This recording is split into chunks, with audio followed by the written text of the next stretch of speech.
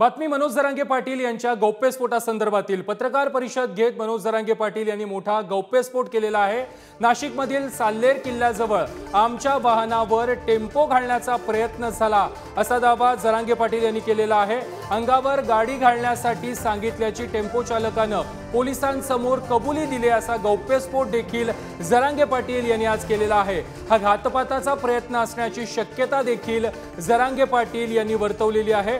मुख्यमंत्र्यांच्या ओएसडींना या संदर्भातील चौकशी करण्यास कळवलं असल्याचं देखील जरांगे पाटील यांनी अंतरवाली सराटीमध्ये घेतलेल्या परिषदेमध्ये स्पष्ट केलेलं आहे। आम्ही सगळे वर गेलो होतो त्या किल्ल्यावर, जाताना काहीच नव्हतं। सगळ्या गाड्या पायथ्याला लावाव्या लागल्या, वरी जात नाहीत गाड्या 1.5 किलोमीटरवर, पायथ्याला गाड्या लावलेल्या होत्या आणि वर जाताना तर काहीच नाही। मधून कुठून तरी रस्ता होता वाटतं बहुतेक, म्हणजे एक जास्तीत जास्त 50 मीटरच्या अंदाजाचा धरायचा मध्ये असा रस्ता।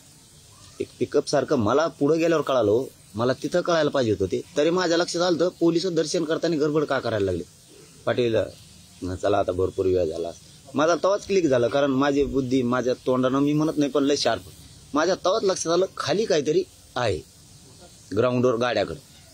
पण ते काय सांगितलं नाही, मला काय वाटलं पण नाही, कारण तसं त्यांनी मला जाणून सुद्धा दिलं नाही। एक माया असल्यासारखं वाटलं, कारण त्यांच्या चलबिचल त्यांच्या सुरू झाली होती समाधीजवळ। पोलिसात चलबिचल, मला नाही काय म्हणले, त्यांच्या चलबिचल सुरू झाली की मी ओळखलं खाली काहीतरी एक पिकअप सारखं काहीतरी मधून आलं आणि ते गिअर फेल झाला असं काहीतरी म्हणलं। ते इतकं स्पीडने आलं खाली, ते उतार डायरेक्ट असा आहे, ते इतकं स्पीडने खाली आलं की खालच्या आमच्या 5-7 गाड्यातले माणसं आणि 5-7 गाड्याचा भोगात झाला असता। पण ते विलास भाऊ म्हणून इथं नाशिकचे, ते आरडले मोठे म्हणून लोक उड्या मारून खड्ड्यात पडले असे काही, म्हणून ते सगळेच वाचले। त्याला धरलं पोलिसांनी ताबडतोब, त्या पोराला त्याला धरलं, तर त्याने कोणाचं तरी नाव सांगितलं की मला पिकअप घालायचं सांगितलं। म्हणजे मी मंगई चिवटेनं सुद्धा हे सांगितलं, हे खरं आहे का खोटं तपासा, त्याला काय आमची तक्रार नाही त्याच्याविषयी, त्याला अटक करू नका, त्याला सोडून द्या, आमचं कोणी काय वाकडं करू शकत नाहीये।